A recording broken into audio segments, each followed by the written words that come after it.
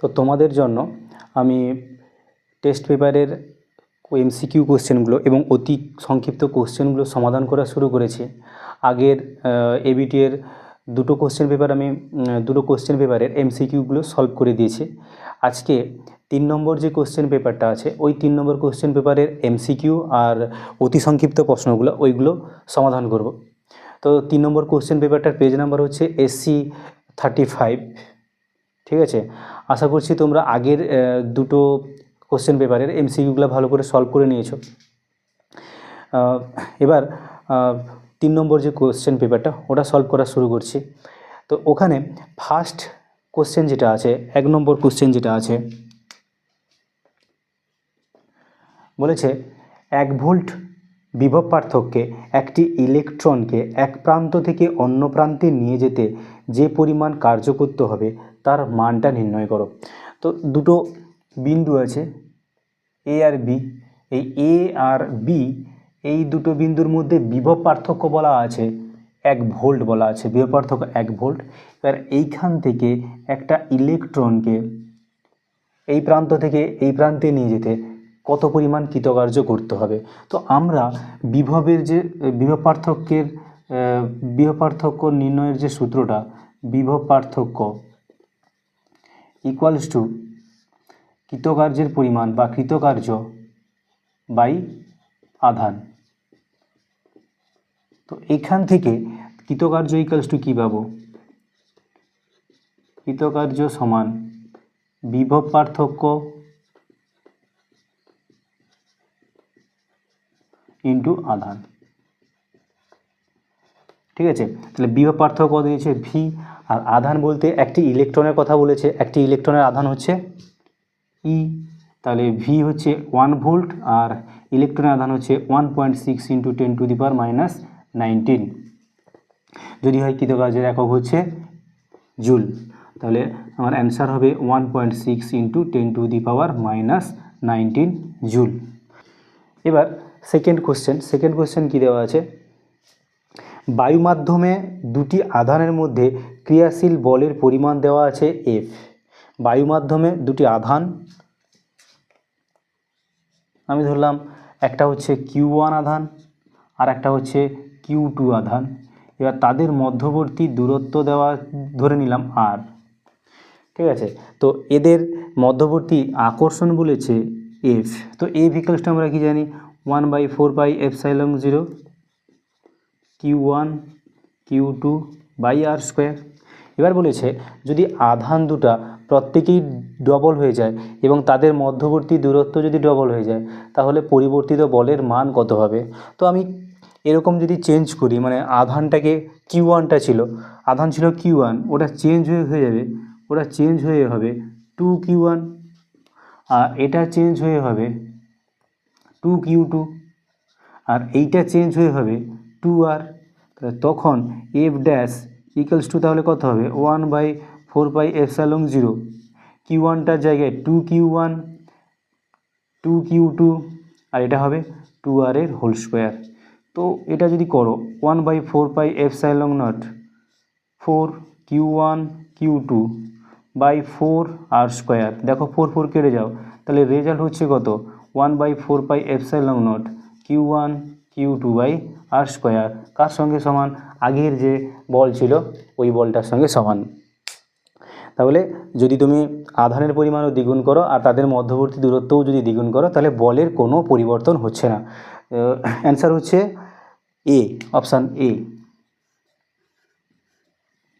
3 নম্বর question, এখানে কি বলেছে? তো রোধের একটা সমবায় দিয়েছে, ওই রোধের সমবায়ের তুল্য রোধ বার করতে বলেছে। সমবায়টা এরকম দেওয়া আছে, এটা একটা রোধ, এটা রোধ, এটা একটা রোধ। তো এখান থেকে আর একটা রোধ গেছে, এইটা, এখান থেকে আর একটা রোধ গেছে, আর প্রত্যেকটি রোধ হচ্ছে আর করে, প্রত্যেকটি রোধ আর করে আছে। ঠিক আছে, এই প্রান্তটা হচ্ছে এ আর এই প্রান্তটা হচ্ছে বি। আমাকে বার করতে হবে এ আর বির মধ্যবর্তী তুল্য রোধ কত বার করতে হবে। তো বের করাতে হলে আমাকে দেখতে হবে যে রোধগুলি কী সময় আছে। এখান থেকে বোঝা যাচ্ছে না ঠিক, তোমাকে আগে কী করতে হবে, রোধগুলোকে ঠিকভাবে সাজাতে হবে, সাজালে বোঝা যাবে ওটা কোন সময়ে আছে। তো এটা সাজানোর জন্য আমি কি করব, রোধগুলা কোন পয়েন্টের সঙ্গে যুক্ত সেই পয়েন্টগুলোকে আগে শনাক্ত করব।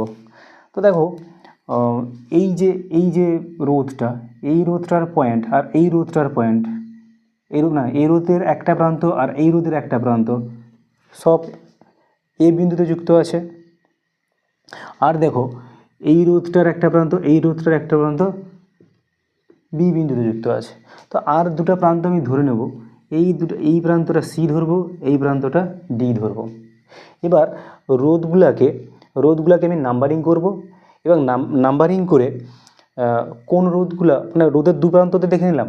এই দেখো যেরকম এই রোধটা দেখছি তার দুটো প্রান্ত এ বিন্দুতে আর সি বিন্দুতে যুক্ত আছে, এই রোধের প্রান্তটা সি বিন্দুতে আর ডি বিন্দুতে আছে, এরকম যুক্ত আছে। তো আমি কী করব, এই চারটা পয়েন্ট নেব, চারটা পয়েন্ট নিয়ে রোধগুলা কোন কোন পয়েন্টের সঙ্গে যুক্ত আছে তার সঙ্গে কানেক্ট করে একটা নতুনভাবে সাজাবো এবং সেখান থেকে সহজে আমি তার তুল্যরোধটা নির্ণয় করতে পারবো।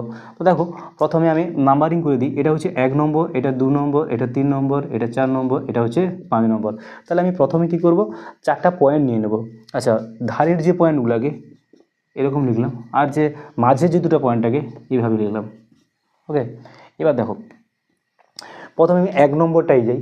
1 নম্বরটা দেখো, 1 নম্বর রোধটা এ বিন্দু আর সি বিন্দুর সঙ্গে যুক্ত আছে, তাহলে আমি 1 নম্বর রোধটাকে এ আর সি বিন্দুর সঙ্গে যুক্ত করে দিলাম, এটা 1 নম্বর রোধ। আর তারপরে দেখো 2 নম্বর রোধটা এ বিন্দু আর ডি বিন্দুর সঙ্গে যুক্ত আছে, তাহলে এ বিন্দু আর ডি বিন্দুর সঙ্গে যুক্ত করে দিলাম, এটা 2 নম্বর। এবার দেখো 3 নম্বর রোধটা সি আর ডির সঙ্গে যুক্ত আছে, 3 নম্বর রোধটা সি আর ডির সঙ্গে যুক্ত করলাম, এটা 3 নম্বর রোধ। আর আছে 4 নম্বর রোধটা সি আর বির সঙ্গে যুক্ত আছে, তাহলে যোগ করে দাও, সি আর বির সঙ্গে যুক্ত করে দাও, এটা 4 নম্বর, এটাও আর রোধ। আর ডি আর বির সঙ্গে নিশ্চয়ই 5 নম্বরটা রোধ যুক্ত আছে, তাহলে যোগ করে দিলাম, ব্যাস। বুঝতে পেরেছো? এবার এটা দেখো, এটা কার মতো হচ্ছে, কোন বর্তনীর মতো হচ্ছে, হুইটস্টোন ব্রিজের মতো হচ্ছে। আর দেখো হুইটস্টোন ব্রিজের ক্ষেত্রে কি হয়, P/Q = যদি R/S হয়, তাহলে এই রোধটা কোনো কাজ করে না, এটা কোনো কাজ থাকে না। তুমি দেখো এটাও আর, তাহলে P/Q = R/S হচ্ছে, মানে হুইটস্টোন ব্রিজের শর্তটা সম্পন্ন হচ্ছে, তাহলে এই রোধের কোনো কাজ হবে না, তাই তো? তাহলে আমি তুল্য যে বর্তনীটা পাচ্ছি, কীরকম পাচ্ছি, এইরকম, এটা এ, এটা সি, এটা হচ্ছে ডি, এটা হচ্ছে বি, এটা হচ্ছে ডি, ঠিক আছে, এইটা পাচ্ছি। এবার এ আর বির মধ্যে তুল্যরোধ বের করানো সোজা, এইটা পরস্পর কী আছে, শ্রেণী সমবায় আছে, তাহলে এটা হবে কত, এই দুটো মিলে হবে 2R, আর এই দুটো মিলে হবে 2R, তো তারা আবার কিসে আছে, তো এটাও 2R, এটা 2R, এই দুটো সমান্তরাল সমবায় আছে, তাহলে তুল্যরোধ কত হবে, তাহলে 1/R = 1/2R + 1/2R, ঠিক আছে, তাহলে কত হবে 2/2R, 2 কেটে গেল, 1/R, এটা R' দিয়ে দিলাম, তাহলে R' সমান কী পাচ্ছি, তুল্যরোধ R' সমান কী পাচ্ছি, R। তাহলে আমি তুল্যরোধ কত পাচ্ছি, তুল্যরোধ পাচ্ছি আর, অপশান নাম্বার হচ্ছে গিয়ে সি, অপশান নাম্বার সি। বোঝা গেল? এইভাবে যদি পয়েন্ট দিয়ে করে সাজানো হয় তাহলে আর ভুল হবে না এবং সহজে হবে। তাহলে এর তুল্যরোধ হচ্ছে আর, অপশান নাম্বার সি। এবার নেক্সট কোশ্চেনটা সলভ করব, 4 নম্বর কোশ্চেন। তো 4 নম্বর কোশ্চেন কী দিয়েছে, 4 নম্বর কোশ্চেন দিয়েছে দুটি দীর্ঘ ঋজু সমান্তরাল তারের উভয়ের মধ্য দিয়ে 1 অ্যাম্পিয়ার করে প্রবাহ আছে, দুটা সমান্তরাল ঋজু পরিবাহী তার, এর মধ্যে দিয়েও 1 অ্যাম্পিয়ার কারেন্ট যাচ্ছে, এর মধ্য দিয়েও 1 অ্যাম্পিয়ার কারেন্ট যাচ্ছে, এবং তাদের মধ্যবর্তী বলের পরিমাণ দেওয়া আছে 10⁻⁻⁶ newton per metre, 10⁻⁻6 newton per metre. এটা হচ্ছে এই তারের একক দৈর্ঘ্যের উপর প্রযুক্ত বল। তো এই দুটো তারের উপরে একই পরিমাণ বল প্রযুক্ত হবে। এই তারের একক দৈর্ঘ্যের উপরেও 10⁻6 নিউটন পার মিটার, এই তারের উপরেও 10⁻6 নিউটন পার মিটার একক দৈর্ঘ্যে প্রযুক্ত বল হয়েছে। যদি হয় তাহলে বলেছে এদের মধ্যবর্তী দূরত্ব কত, মধ্যবর্তী দূরত্ব, এই দূরত্বটা নির্ণয় করতে বলা হয়েছে। তো এই সূত্রটা হচ্ছে আমরা জানি একক দৈর্ঘ্যে প্রযুক্ত বল F = μ0/4π 2I1I2/r। ঠিক আছে, μ0/4π 2I1I2/r। I1টা হচ্ছে মানে I1 আর I2 হচ্ছে দুটো তারের মধ্য দিয়ে প্রবাহ মাত্রা, আর হচ্ছে তাদের মধ্যবর্তী ডিস্ট্যান্স। এবার যদি বসিয়ে দিই এফের মানটা কত, নয় এফের মানটা হচ্ছে 10⁻⁻6। আচ্ছা, μ0/4π, μ0 মান কত, 4π × 10⁻7/4π ইন্টু 2 ইন্টু I1 কত, I1 হচ্ছে 1, I2টা কত 1, আর 4π কেটে দিলাম, তাহলে আমার আসছে উপরে আসছে তাহলে 2/r, এখানে 10⁻7, তাহলে আমি এদিকে লিখলাম 2/r × 10⁻7 = 10⁻6। ঠিক আছে, তাহলে r = হবে 2 × 10⁻7/10⁻6। তা 10⁻6 উপরে উঠে গেলে 10⁻7 হবে, তাহলে অ্যান্সার হবে 2/10 মানে 0.2 মিটার মানে 20 সেমি। তাহলে তার দুটার মধ্যবর্তী দৈর্ঘ্য কত হচ্ছে 10 সেন্টিমিটার। কীভাবে হলো বুঝতে পেরেছ? হচ্ছে গিয়ে এই তার বা এই তার যে কোনো তারের একক দৈর্ঘ্যের উপর প্রযুক্ত বলের সূত্র হচ্ছে μ0/4π 2I1I2/r। I1 আর I2 হচ্ছে তার দুটির মধ্য দিয়ে প্রবাহ মাত্রা, আর হচ্ছে তার দুটির মধ্যবর্তী ডিস্ট্যান্স। এবার দেওয়া ছিল একক দৈর্ঘ্যের প্রযুক্ত বল 10⁻6, বসিয়ে দিয়েছি, তারপরে I1 I2 দেওয়া ছিল, আর পেয়ে গেছে। এই অপশানটা হচ্ছে গিয়ে 20 সেন্টিমিটার, অপশান হচ্ছে বি, অ্যান্সারটা হচ্ছে বি। তো কোশ্চেন নাম্বার 5 বলেছে একটি তিরস্চুম্বক পদার্থ,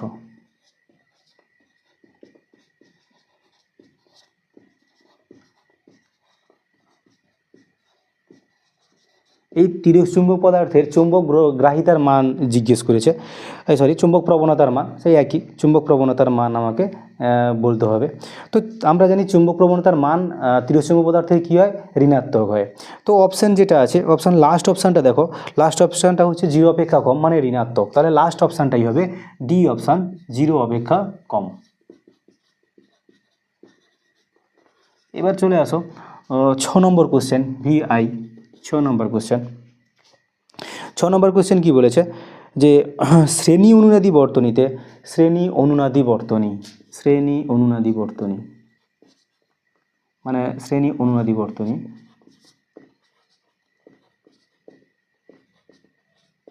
বা তুমি বলতে পারো শ্রেণী LCR অনুনাদি বর্তনী।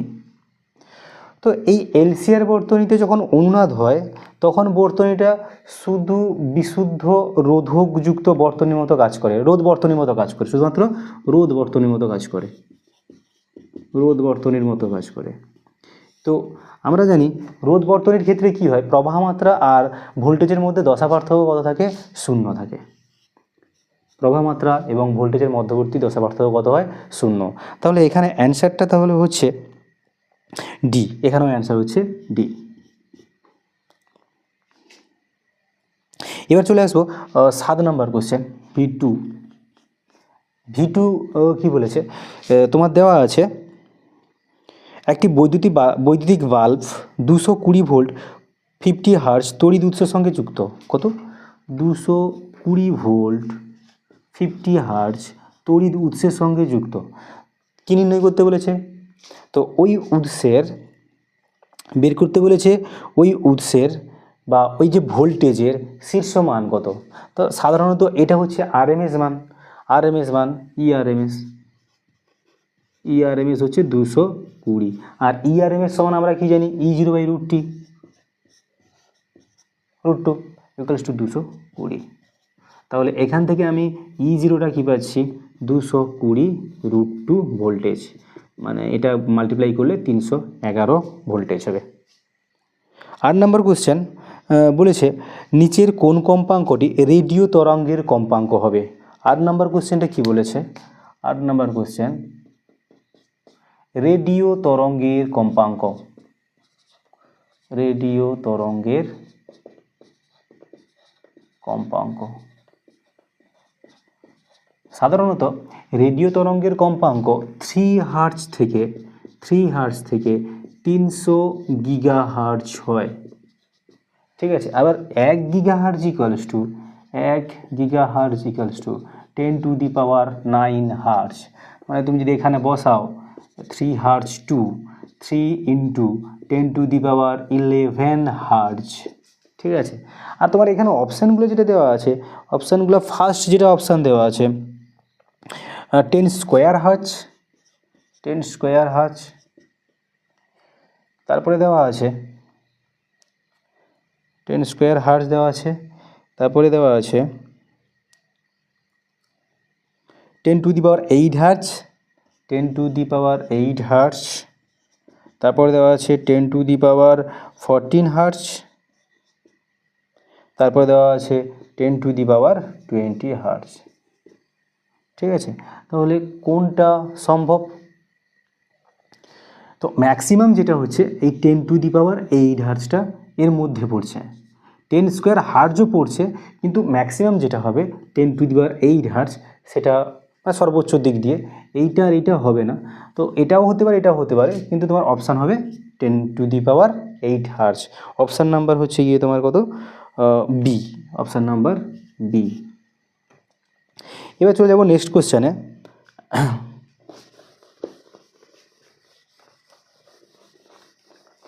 এবার নেক্সট কোশ্চেনটা কি বলেছে? নেক্সট কোশ্চেনটা বলেছে একটি অবতল দর্পণের বক্রতা ব্যাসার্ধ দেওয়া আছে এফ ইকুয়ালস টু, কত নম্বর কোশ্চেন? এটা হচ্ছে গিয়ে 9, কোশ্চেন নাম্বার 9। একটি অবতল দর্পণের ফোকাস দৈর্ঘ্য দেয়নি, ব্যাসার্ধ দিয়েছে, বক্রতা ব্যাসার্ধ দিয়েছে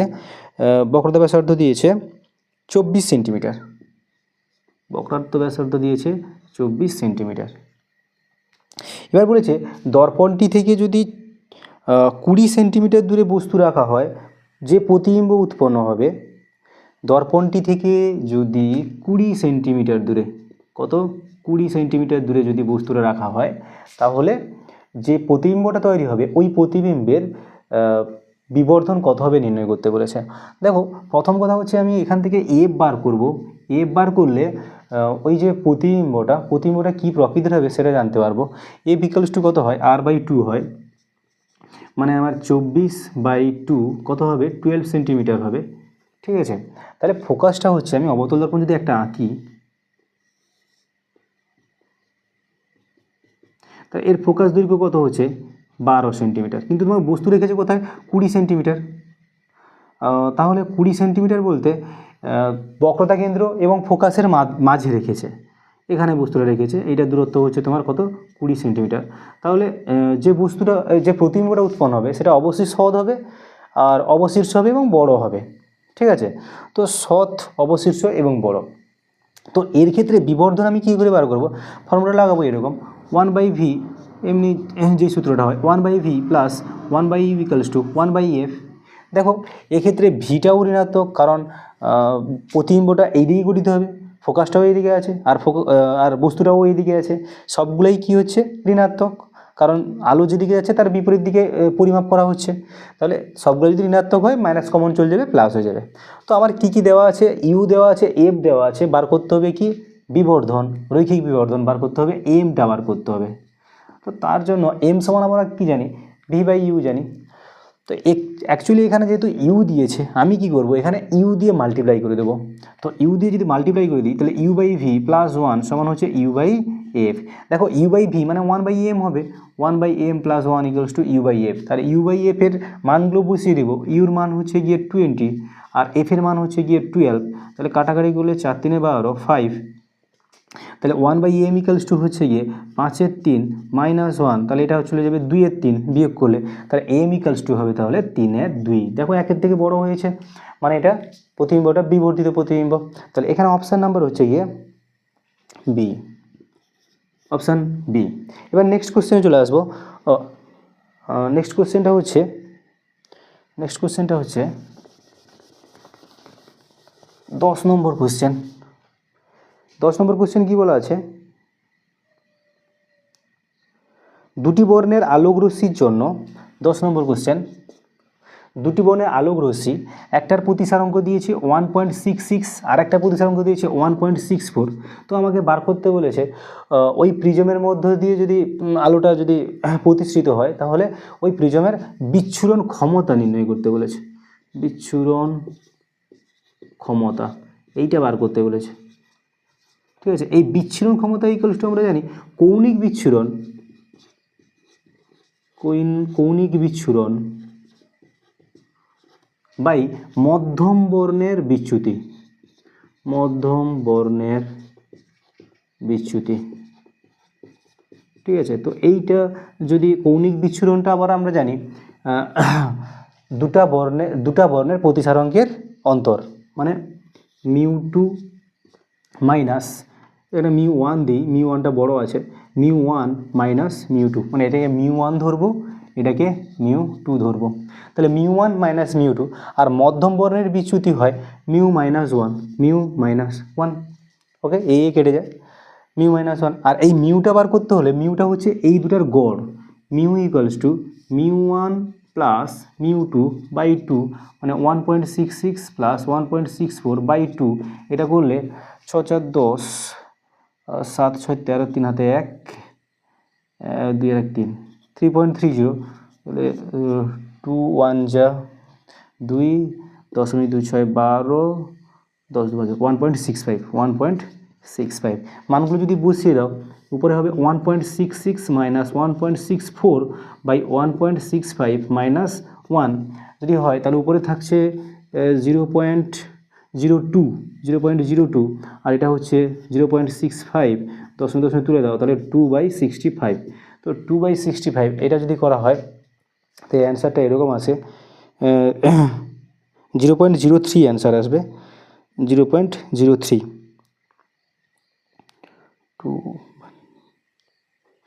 অ্যান্সার আছে কত?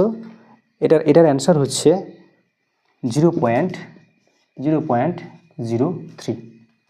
এর তো কোনো ইউনিট থাকে না, তো তোমার অপশান হচ্ছে গিয়ে লাস্ট অপশানটা সম্ভবত লাস্ট অপশান হচ্ছে লাস্ট ডি, অপশান ডি। এবার চলে যাবো নেক্সট কোশ্চেনে।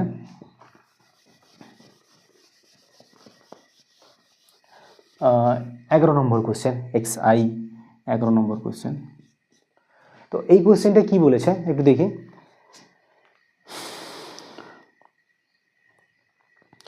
এটা ফটো ইলেকট্রিক ইফেক্ট থেকে দিয়েছে। বলেছে একটা পাতের উপর দুটি ভিন্ন কম্পাঙ্কের আলো পড়েছে। একটি পাত, একটা পাতের উপর দুটি ভিন্ন কম্পাঙ্কের আলো পড়েছে, ঠিক আছে। এবার যে ফটো ইলেকট্রনগুলো বেরোবে তাদের নিবৃত্তি বিভবের অনুপাত দেওয়া আছে, তোমাকে বার করতে হবে ওই ইলেকট্রনগুলোর সর্বোচ্চ গতিশক্তির অনুপাত। আরেকবার বলি, এখানে দেওয়া আছে কি যে একটা পাতের উপর দুটি ভিন্ন কম্পাঙ্কের আলো এসে পড়বে, দিলে ফটো ইলেকট্রনগুলো বেরোবে। এবার যেই ফটো ইলেকট্রনগুলো বেরোচ্ছে তার নিবৃত্তি বিভবের অনুপাত দেওয়া আছে, V1:V2 দেওয়া আছে 1:4, নিবৃত্তি বিভব V1:V2 দেওয়া আছে কত 1:4। তাহলে ওই যে ইলেকট্রনগুলো নির্গত হচ্ছে ওই ইলেকট্রনগুলোর গতিবেগের মানে সর্বোচ্চ গতিবেগের অনুপাত বার করতে বলেছে। দেখো আমরা সাধারণত জানি এই যে নিবৃত্তি বিভবের জন্য যে শক্তি EV ইকুয়ালস টু হবে 12 mv² ম্যাক্স, এটা জানি। তাহলে তাদের মধ্যে রিলেশান যেটা হচ্ছে যে v² max equals to voltage V, তাই তো, বা V max equals to √over voltage. এটা হচ্ছে তোমাকে বার করতে বলেছে এই ভি ম্যাক্সের অনুপাত। তাহলে আমি লিখব ভি ম্যাক্স 1/ভি ম্যাক্স 2 সমান তাহলে হবে √ওভার V1/V2, মানে √ওভার 1/4 মানে 1/2, তাহলে 1:2। রেশিওটা হচ্ছে কত 1:2। নিবৃত্তি বিভব এবং সর্বোচ্চ গতিবেগের অনুপাত হচ্ছে 1:2। অপশান নাম্বার হচ্ছে সি। ঠিক আছে, মানে ভিন্ন কম্পাঙ্ক হলে তো শক্তি আলাদা হবে, শক্তি আলাদা হলে গতিশক্তি আলাদা হবে, মানে নিবৃত্তি বিভব আলাদা হবে, সেই সূত্র থেকে এসছে আর কি। ভি ম্যাক্স প্রপোর্শনালস টু, এটা প্রপোর্শনালস টু হবে, সরি প্রপোর্শনালস টু হবে, এটা প্রপোর্শনালস টু √/r। এবার নেক্সট কত নম্বর হলো 11, 12 নম্বর কোশ্চেন। 12 নম্বর কোশ্চেনটা হচ্ছে, 12 নম্বর কোশ্চেনটা কী বলেছে,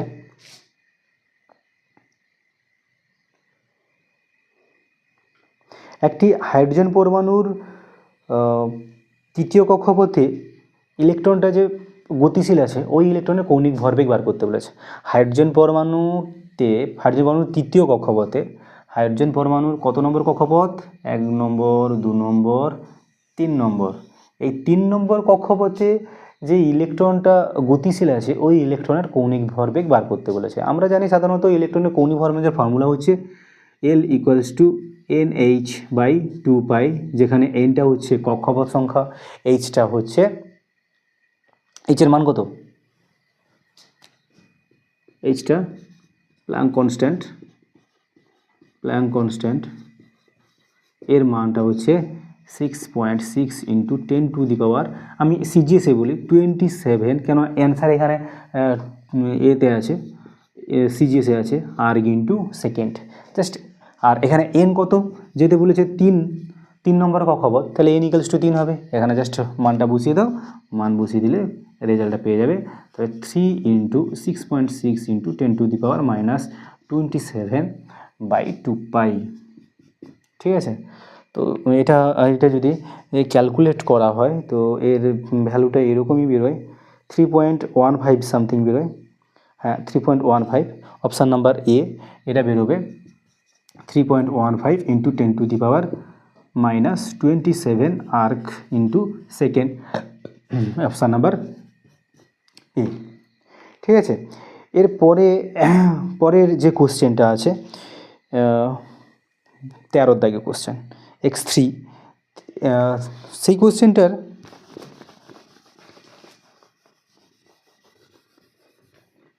তো 13 নম্বর কোশ্চেনটা কী বলেছে একটি পিএন সংযোগের মূল ব্যবহার কী। তো পিএন সংযোগকে সাধারণত একমুখী কারক হিসেবে ব্যবহার করা হয়, এই অর্ধতরঙ্গ একমুখী কারক আর পূর্ণতরঙ্গ একমুখী কারক, মানে একমুখী কারক হিসেবে ব্যবহার করা হয়। এখানে অপশান নাম্বার হচ্ছে এ হচ্ছে অপশান নাম্বার। আর নেক্সট যেটা আছে, একটা বিস্তার মডুলেশনের সর্বোচ্চ বিস্তার দেওয়া আছে, বিস্তার মডুলেশনের সর্বোচ্চ বিস্তার আর সর্বনিম্ন বিস্তার দেওয়া আছে, তোমাকে মডুলেশন সূচক বার করতে বলেছে। সর্বোচ্চ বিস্তার দেওয়া আছে এ ম্যাক্স দেওয়া আছে, 25 ভোল্ট, আর এ মিন দেওয়া আছে, সে দেওয়া আছে 5 ভোল্ট। তোমাকে কী বার করতে বলেছে, মডুলেশন সূচক। তো মডুলেশন সূচক বার করানোর ফর্মুলাটা হচ্ছে A max minus A min by A max plus A min. যদি বসাও তাহলে উপরে হবে তাহলে 25 - 5, 25 + 5, তাহলে কত হবে 20/30, তাহলে অ্যান্সার হচ্ছে 2/3। ঠিক আছে, এই অপশানটা হচ্ছে 2/3, অপশান নাম্বার লাস্ট ডি। ঠিক আছে, আচ্ছা এইটা 14 দাগের কোশ্চেন, লাস্ট কোশ্চেন, এটা হচ্ছে 14 দাগের কোশ্চেন XIV। তো MCQ কোশ্চেনগুলো মোটামুটি এইভাবে সমাধান করলাম। তোমরা নিজেরা খাতায় করো, প্র্যাকটিস করো খাতায়। তো এরপর যেটা করব, শর্ট কোশ্চেনগুলো অতি সংক্ষিপ্ত, সেকশন 2তে থাকে 4টা যে কোশ্চেন থাকে আর ফার্স্ট যেটা কোশ্চেন বলেছে সাইক্লোট্রন কম্পাঙ্কের রাশিমালা, সেটা সবাই তোমরা জানো আশা করি। তো সাইক্লোট্রন কম্পাঙ্কের রাশিমালা একের দাগে সেকশন 2 একের দাগে বলেছে সাইক্লোট্রন কম্পাঙ্কের রাশিমালা। তো সেটা হচ্ছে সাইক্লোট্রন কম্পাঙ্কের রাশিমালা n = QB/2πm। এই কম্পাঙ্ক বেগের উপরও নির্ভর করে না আর বৃত্তপথের ব্যাসার্ধের উপরও নির্ভর করে না। কম্পাঙ্ক হচ্ছে Q/2πm। কিউটা হচ্ছে আধান, বিটা হচ্ছে চৌম্বক ক্ষেত্র, আর এমটা হচ্ছে মানে আধানের ভর। এটা হচ্ছে সাইক্লোট্রন কম্পাঙ্কের রাশিমালা। এর অথবা একটা কোশ্চেন দিয়েছে, বলছে একটি স্থির আধান চৌম্বক ক্ষেত্র কি সৃষ্টি করতে পারে? আমরা জানি এটা স্থির আধান কি করতে পারে, চারিদিকে তড়িৎ ক্ষেত্র সৃষ্টি করতে পারে, আর গতিশীল আধান ও চৌম্বক ক্ষেত্র সৃষ্টি করতে পারে। তাহলে এখানে অ্যান্সার হবে না, যে স্থির আধান চৌম্বক ক্ষেত্র সৃষ্টি করতে পারে না, কি করতে পারে, তড়িৎ ক্ষেত্র সৃষ্টি করতে পারে। এবার 2 নম্বর কোশ্চেন যেটা বলেছে, চৌম্বক প্রবাহের এসআই একক লিখতে বলেছে। চৌম্বক প্রবাহ মানে ফাই, চৌম্বক ফ্লাস্ক, মোট বলরেখার সংখ্যা, তার এসআই একক হচ্ছে ওয়েবার। এসআই পদ্ধতিতে ফাইয়ের একক হচ্ছে ওয়েবার।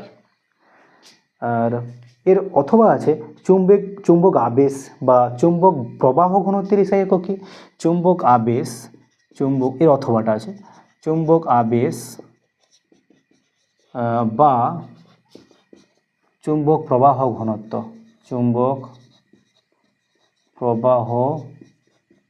ঘনত্ব, এটা সমান হচ্ছে চৌম্বক ফ্লাস্ক বা চৌম্বক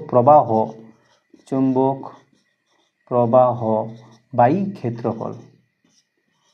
যদি হয় চৌম্বক প্রবাহ একক কি? ওয়েবার, আর ক্ষেত্রফলের একক কি? মিটার স্কোয়ার, মানে ওয়েবার পার মিটার স্কোয়ার, যাকে আমরা বলি টেসলা। আসলে এটাকে আমরা চৌম্বক ক্ষেত্র নামেও চিনি। বি, এই চৌম্বক আবেশ বা চৌম্বক প্রবাহ ঘনত্ব হচ্ছে B, weber per metre square বা টেসলা। এবার 3 নম্বর কোশ্চেন বলেছে, প্রতিসারঙ্কের সঙ্গে আলোর বেগের সম্পর্ক কি? প্রতিসারঙ্কের সঙ্গে আলোর বেগের, তো প্রতিসারঙ্ক, একটা মাধ্যমের প্রতিসারঙ্ক সমান, মাধ্যমের প্রতিসারঙ্ক কি হবে? বেশি হবে যদি মাধ্যমের বেগ কম হয়, তাই তো? এইটাই সম্পর্ক, ব্যস্তানুপাতিক। মাধ্যমের প্রতিসারাঙ্ক প্রপোর্শনাল টু 1 মাধ্যমের বেগ, কারণ আমরা জানি মিউ ইকালস টু শূন্য মাধ্যমে আলোর বেগ বাই মাধ্যমের বেগ c/v, তাই তো? এবার এর অথবা বলেছে, উত্তর লেন্সের যদি ফোকাসে একটা বস্তু রাখো, তার প্রতিবিম্ব কোথায় পাবে? তাহলে ফোকাসে বস্তু রাখলে তার প্রতিবিম্ব অসীমে পাওয়া যায়। এবার লাস্ট যেটা বলেছে 4 নম্বর কোশ্চেন, সেটা হচ্ছে 3টি ইনপুটযুক্ত অ্যান্ড গেটের প্রতীক আঁকো। 3টি ইনপুটযুক্ত অ্যান্ড গেটের, তো আমি 3টা দিলাম, অ্যান্ড গেট, ঠিক আছে? এটা ওয়াই, এ, বি, সি, 3টা ইনপুট দিয়েছি, তাহলে আউটপুটে পাবো কি? এ, বি, সি, এ ইন্টু বি ইন্টু সি, বা এ অ্যান্ড বি অ্যান্ড সি। তো এই পর্যন্ত ছিল এমসিকিউ আর অতি সংক্ষিপ্ত প্রশ্নগুলো। তোমরা অবশ্যই ভালো করে এগুলো নিজে হাতে প্র্যাকটিস করো, দিলে তোমাদের প্র্যাকটিসটা খুব ভালো হবে। কোশ্চেনগুলো যত তুমি বেশি করে সলভ করতে পারবে, তত তোমার কনফিডেন্স বাড়বে এবং তোমার পরীক্ষার যে প্রস্তুতি খুব ভালো হবে, আর প্রশ্নের উত্তর লেখার সময় কোনো অসুবিধা হবে না। ভালো করে পরীক্ষার জন্য প্রস্তুত নাও।